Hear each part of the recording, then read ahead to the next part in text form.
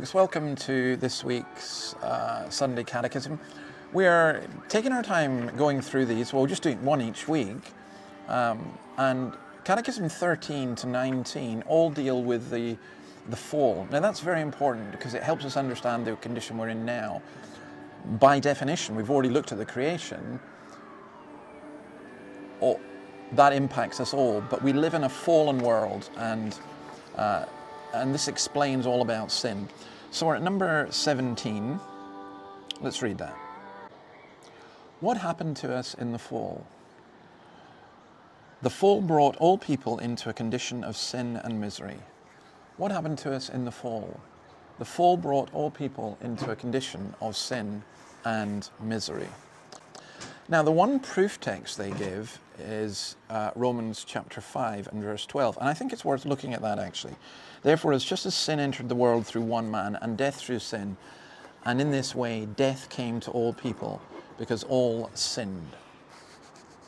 So, sin, the doctrine of original sin, the most provable of all Christian doctrines, according to G.K. Chesterton, came through Adam, literal person, brought death, physical and spiritual death. Because all sinned in Adam.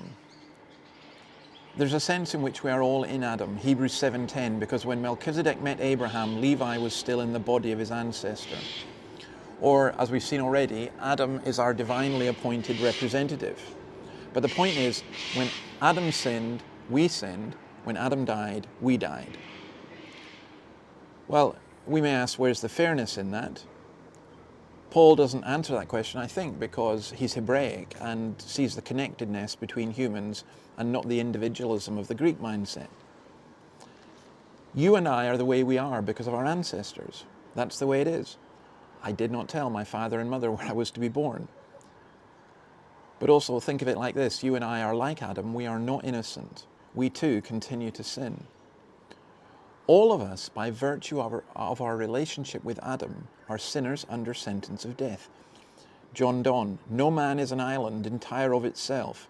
Every man is a piece of the continent, a part of the main. If a clod be washed away by the sea, Europe is the less, as well as if a promontory were, as well as if a manor of thy friends or of thine own were. Any man's death diminishes me, because I am involved in mankind, and therefore never send to know for whom the bell tolls. It tolls for thee. Now, there's this connection with Adam, and also, of course, there's a connection with Christ, as we'll see. We sin like Adam, we are condemned. We are saved if we behave like Christ. The condition that we were brought in is a state of death and misery.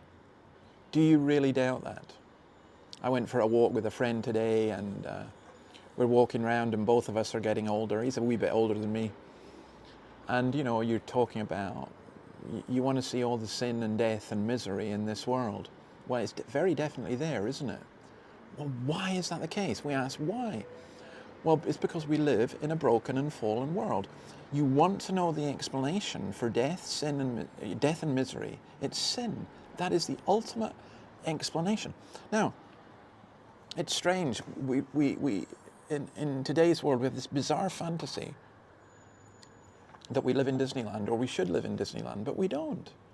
That's the point. Now, we'll see how Christ comes to save us from that. But this is so fundamental. We are in a state of death and misery because of human sin.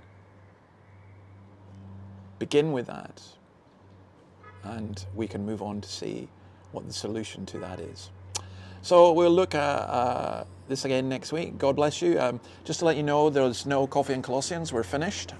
We're going to start in a week's time looking at Luke. But until next week, God bless you. And feel free to contact me, by the way, if you've got any questions or comments on any of this. See you then. Bye.